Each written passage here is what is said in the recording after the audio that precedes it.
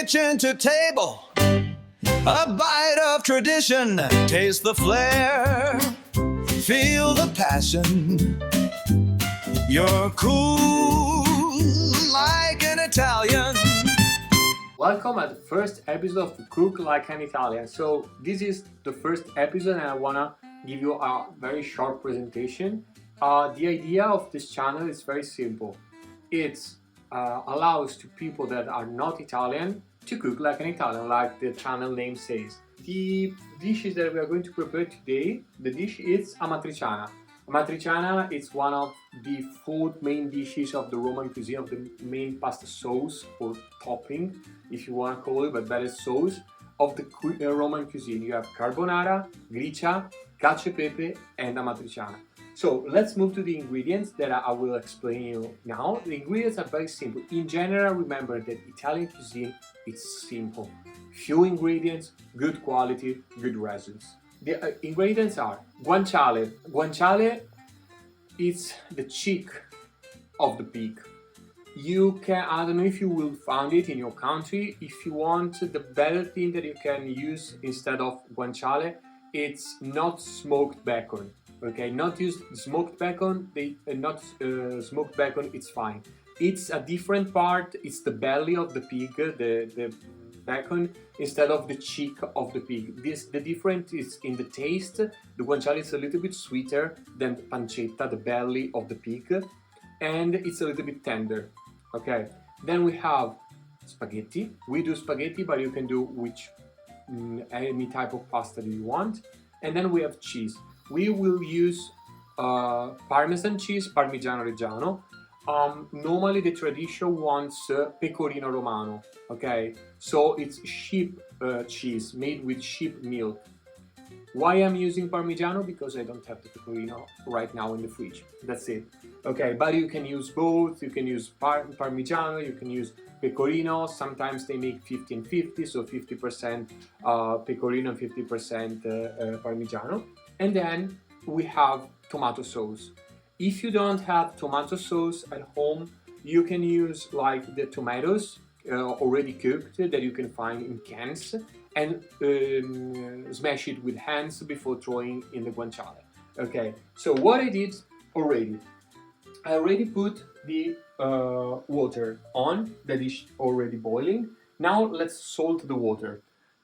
The average of salt that you have to put, calculation is 10 grams of salt. Sorry, I won't give you the I will give you grams, but you can convert. Normally it's 10 grams of salt every liter of water. I don't think that anybody in Italy weighs salt, okay, but we do by feeling. Okay, let's add. Now I'm adding a little bit more of salt because I'm not using pecorino. Because I'm using Parmigiano. If you use pecorino, remember that pecorino is very salty, so use less salt in the water. Okay, so I gave you 10 grams per liter, use 9 grams, 8 grams and a half per liter if you're using pecorino. So now the water is boiling. Let's wait a couple of minutes to add the pasta because the pasta will cook for 16 minutes because the spaghetti here are very thick. Okay, so they will cook for a long time and we wait another couple of minutes. When we turn on the guanciale, we will throw the spaghetti in. So how to cut the guanciale? So you see here I have a piece of guanciale. I prefer to buy it in this format because it's cheaper, okay, it costs less, and the quality in my opinion is better. I already have a half slice of guanciale that I left from a previous recipe. I was preparing carbonara. So there is this part that is the skin, is cotenna in Italian. Okay, let's cut it off and let's cut off a little bit of the fat. Okay. On this side you have pepper. Many left the pepper because it gives flavor and everything. I like to cut it off a little bit or everything. Okay, and adding later. So let's cut in half and let's cut chunks like this. Okay, try to make the pieces of guanciale same thickness, same size.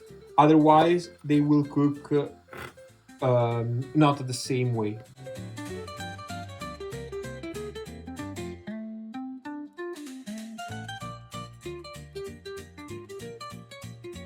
Okay, so we chopped all the guanciale, and now let's start preparing the sauce.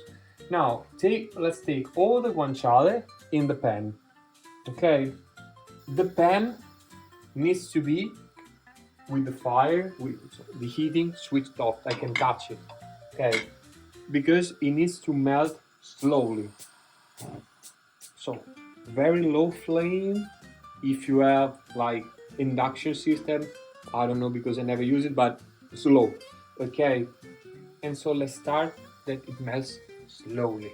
Okay, you see that it starts melting a little bit. Here it's not white anymore. It's clear here.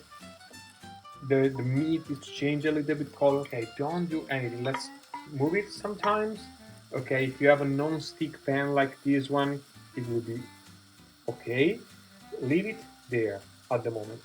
See now that I never touched the power of the flame.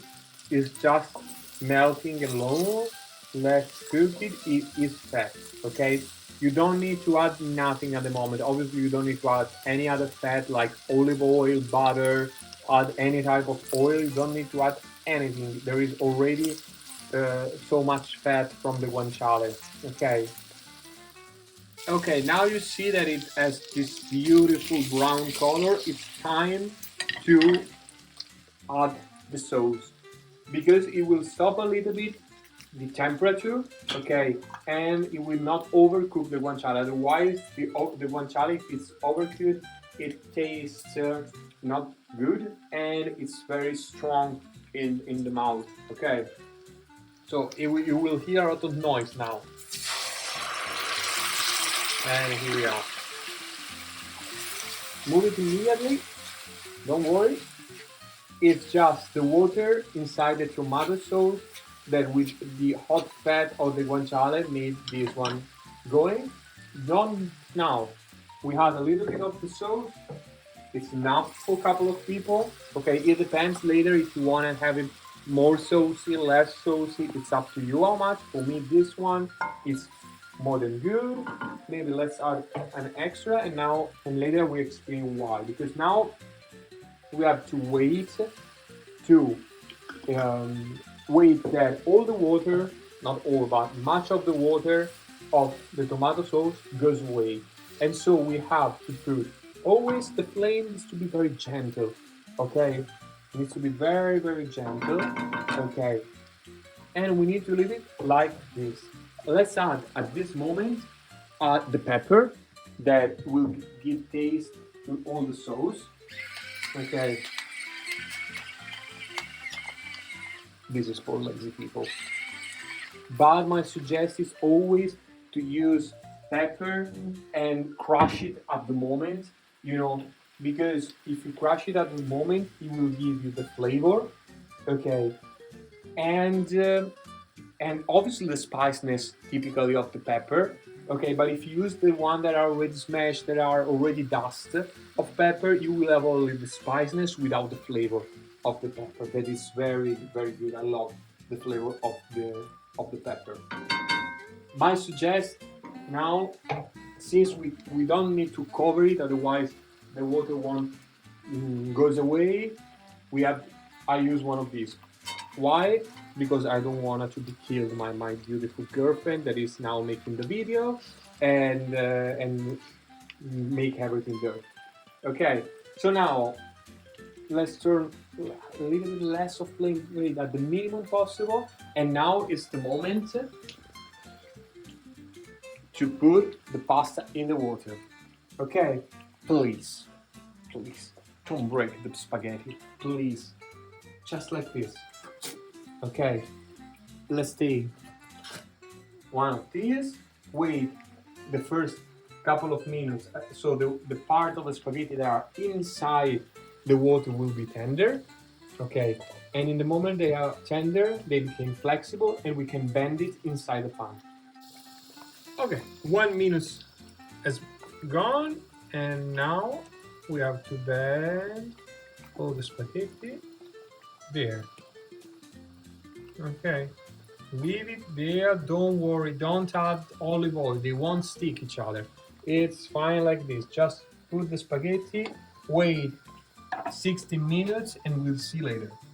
Okay, now I will turn off the sauce just because, as you can see, okay, it's more dense than before because all the water went out, and if you can see, now it's a little bit more stable. It's not like making a lot of noise, a lot of dirt, because now there is way less water on it.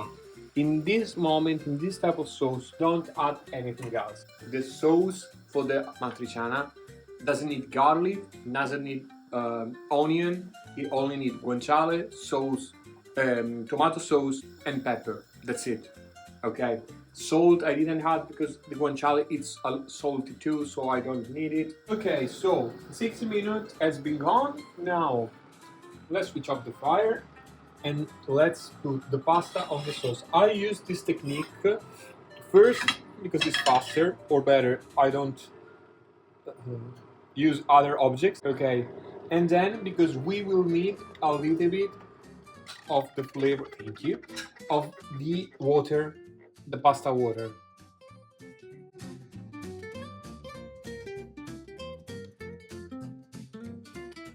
Okay, so let's add a spoon of the water of the pasta. Okay, there it has all the, in Italian it's amido, and I don't remember how to say in English, that the pasta left inside the water. You see that it's not clear, the water is not clear, okay, because it's all the amido that the pasta left. Okay, so and now we use this one to create a little sauce, an extra sauce in the sauce, or the tomato sauce, and let's start moving.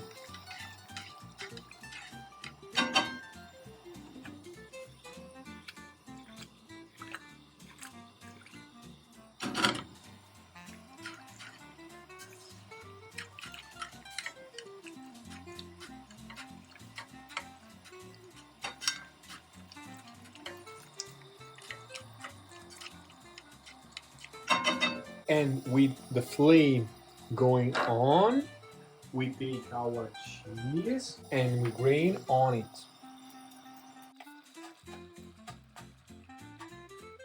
How much? How much do you want? Remember that if you use pecorino, it has a very strong flavor, so I don't suggest you to use it too much, otherwise it will cover. Okay, turn off the flame. Let's put here some spaghetti and no spaghetti. Okay, and then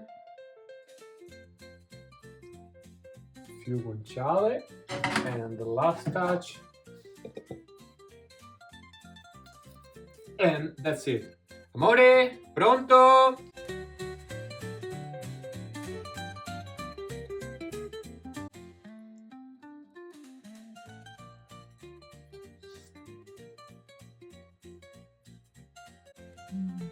Mamma mia.